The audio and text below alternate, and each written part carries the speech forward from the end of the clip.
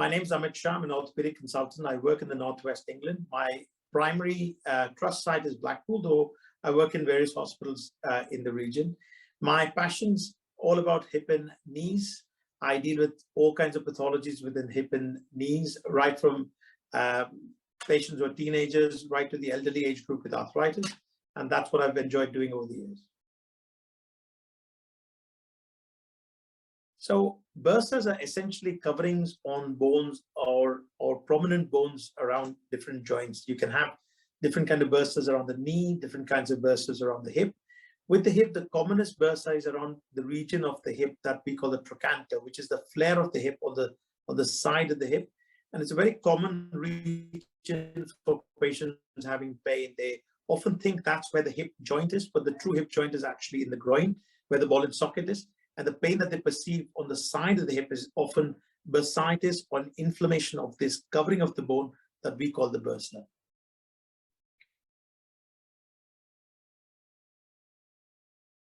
What happens with a lot of these soft tissue structures that cover bones, they are prone to repetitive stress. So runners or rowers or people who are extremely enthusiastic about gym activities, once they have a small traumatic event which has caused bursitis, further repetitive trauma causes that bursa not to settle down, causes it to stay inflamed and become painful in the end, which is why trying to find a balance between the level of activity and finding a way to condition the bursa becomes quite important.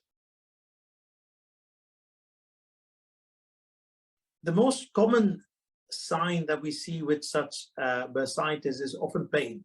Patients will present to us telling us that they have a pain in the hip, which is aggravated by activity. They'll often tell us that they find it difficult to lie down on that side. Will often tell us that sleep is a challenge because they accidentally roll over to the wrong side and it wakes them up. Those are the first few things I usually hear from people. All the time, unfortunately, hip arthritis is a very genuinely very different problem within the articular aspect of the joint, which means it's a condition of the ball and socket within the hip joint. But patients not quite naturally not understanding the anatomy of the hip will often present with pain on the outer aspect of the thigh bone, confuse that with arthritis. People often present to me thinking they'll end up needing a hip replacement, while the truth is very far from it. All they need is an understanding of the diagnosis, and bursitis can often be treated with far less invasive measures compared to arthritis, where you often need to talk about hip replacement surgery.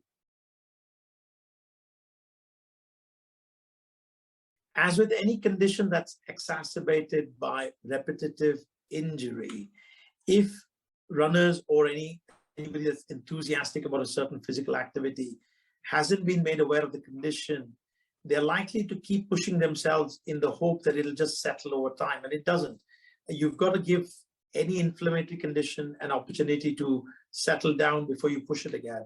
And that's the reason runners often come back with issues, because they haven't been explained the pathology or what they can do to make it better. Certainly, trying to reduce the severity of the activity will make a dramatic difference. So my advice to most people who are keen runners or keen enthusiasts of swimming, cycling, or the activities is not to sit in a corner in the house and just rest for the next 3 months. It's just to tone it down to a level that they can manage their symptoms better. And while they're doing that, they'll find that the condition often settles by itself. Often the challenge is first to understand what the pathology is. So simply not exacerbating the problem by not lying on that side, and being careful how you change postures, and doing simple exercises, taking local gels and ointments to help with it, or just off-the-counter painkillers would be the first line of action.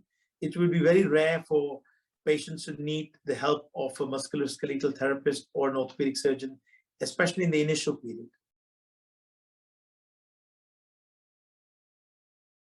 I would think the role of the therapist or a surgeon would come into effect mainly when things haven't settled over a period of time. I mean, most patients would try home remedies to start with. When the pain becomes severe enough that simple painkillers don't work, or when they've attempted to do exercises that they've possibly downloaded off the net. That's when we come into the role, because there might be the job of some specific guided therapy that the therapist can deliver, or interventions that we as surgeons can put in place. Often my role is also to confirm the diagnosis. So people often present to me because I need to run some tests or scans to be sure that that's exactly what we're dealing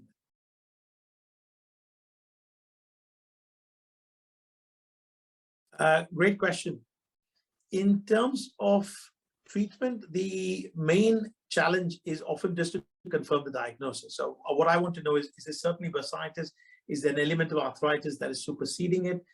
Could this be tendinitis or an inflammation of the tendons controlling the hip joint rather than just the bursa?